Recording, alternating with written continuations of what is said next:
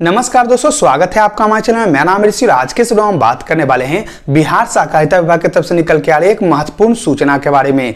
दोस्तों, बिहार सहकारिता विभाग की तरफ से धान अधिप्राप्ति की अंतिम तिथि की घोषणा कर दी गई है, यानी कि कब तक आपका धान बिकेगा उसके बारे में जो यहाँ पे जारी कर दिया गया नोटिस। साथ में दोस्तों यहाँ पे जो समर्थन मूल्य यानी जो न्यूनतम मूल्य होता था धान का, उसको भी यहाँ पे जो बढ़ा दिया गया है। तो आज के इस वीडियो में आपको डिटेल में जानकारी देने वाले हैं कि कौन से धान का कितना समर्थन मूल्य रखा गया है और कब तक जो यहाँ पे धान अधिप्राप्ति होने वाला है। तो वीडियो को लास्ट तक का देखते रहिए। उससे पहले अगर आपने हमारे चैनल को सब्सक्राइब नहीं किया है तो नीचे रेड कलर सब्सक्राइब बटन को दबाकर हमारे चैनल को सब्सक्राइब कीजिए, लाइक कीजिए इस वीडियो को, जितना उसके शेयर कीजिए ताकि और भी लोगों को जानकारी मिल सके। चलिए शुरू करते हैं अपना आज का वीडियो। दोस्तों, सहकारिता विभाग की तरफ से एक नोटिस जारी करते हुए बताया गया कि धान अधिप्राप्ति कब तक चलने वाला है। साथ में यहाँ पे जो समर्थन मूल्य है उसे भी यहाँ पे बढ़ा दिया गया है, यानी कि यहाँ पे जो न्यूनतम मूल्य आपका धान का होता था उसे बढ़ा दिया गया है। तो आज के इस वीडियो में आपको पूरा डिटेल में बताने वाले हैं कि क्या नोटिफिकेशन जारी किया गया है और कौन कौन सी जानकारी जो है यहाँ पे नोटिफिकेशन में दिया गया है। तो चलिए चलते हैं अपने कंप्यूटर स्क्रीन पर, आपको जानकारी देते हैं नोटिफिकेशन के बारे में। तो जैसा कि आप देख पा रहे हैं दोस्तों, मेरे कंप्यूटर स्क्रीन पे जो है एक नोटिफिकेशन पड़ा हुआ है जो कि सहकारिता विभाग की तरफ से जो है यहाँ पे जारी किया गया है खरीफ विपणन मौसम 2020-2021 धान अधिप्राप्ति के लिए।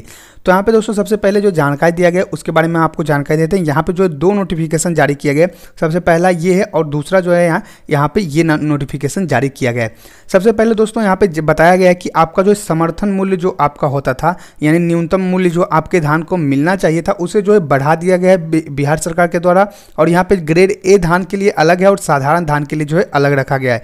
तो सबसे पहले यहाँ पे बताया गया धान का न्यूनतम समर्थन मूल्य साधारण धान का जो है यहाँ पे 1868 रुपये प्रति क्विंटल होने वाला है और ग्रेड ए का धान जो है आपका होने वाला है वो 1888 रुपये जो है प्रति क्विंटल होने वाला है। दोस्तों ये जो है बहुत ही हाईलाइट यहाँ पे किया जा रहा है, क्योंकि ये जो आपको जानकारी मिलना बहुत ही ज़्यादा जरूरी है। अगर आप पैक्स में धान देते हैं तो आपको जो अगर साधारण धान करके लिया जाता है तो भी आपको जो 1868 रुपया जो है प्रति क्विंटल मिलना चाहिए, और अगर ग्रेड ए का धान आपका होता है तो आपको जो 1888 रुपया प्रति क्विंटल करके आपको मिलना चाहिए। उसके बाद दोस्तों यहाँ पे धान अधिप्राप्ति का जो है अवधि यानी कि समय सीमा जो है तय कर दिया गया है। तो उसके बारे में भी यहाँ पे जानकारी दिया गया कि धान अधिप्राप्ति अवधि 23/11/2020 से यहाँ पे जो इसका शुरुआत हो चुका है, यानी 23 तारीख से जो है धान का बिक्री शुरू हो चुका है। सभी पैक्स वाले जो हैं यहाँ पे 23 तारीख से जो है धान लेना शुरू कर चुके हैं। अगर आपका भी धान कर चुका है, अगर आप धान देना चाहते हैं तो अभी जो है पैक्स में आप लोग धान दे सकते हैं। और इसका जो चलने वाला है दोस्तों वो 31/3/2021 तक जो है यहाँ पे इसका जो है आवेदन चलने वाला है, यानी आप लोग धान जो है 31/3/2021 तक दे सकते हैं, यानी कि मार्च महीने तक आप लोग जो है यहाँ पे धान अपना दे सकते हैं अपने पैक्स में। उसके बाद दोस्तों यहाँ पे बताया कि किसानों का ऑनलाइन निबंधन अनिवार्य है। दिनांक 9/9/2020 से ऑनलाइन निबंधन आरंभ, यानी कि दोस्तों यहाँ पे आपका जो ऑनलाइन आवेदन है वो करना बहुत ही ज़रूरी है और इसका ऑनलाइन आवेदन जो है 9/9/2020 से ही शुरू कर दिया है।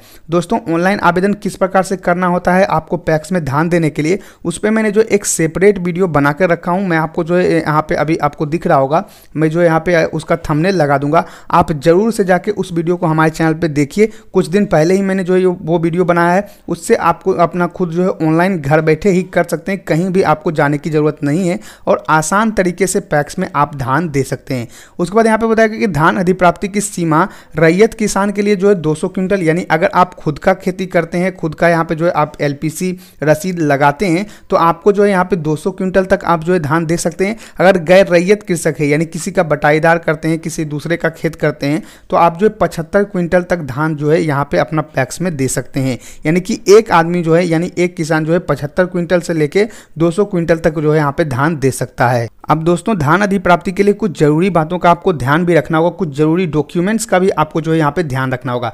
अगर आप यहाँ पे रैयत कृषक के लिए आवेदन देते हैं तो आपको जो है यहाँ पे कुछ जरूरी कागजात होने चाहिए।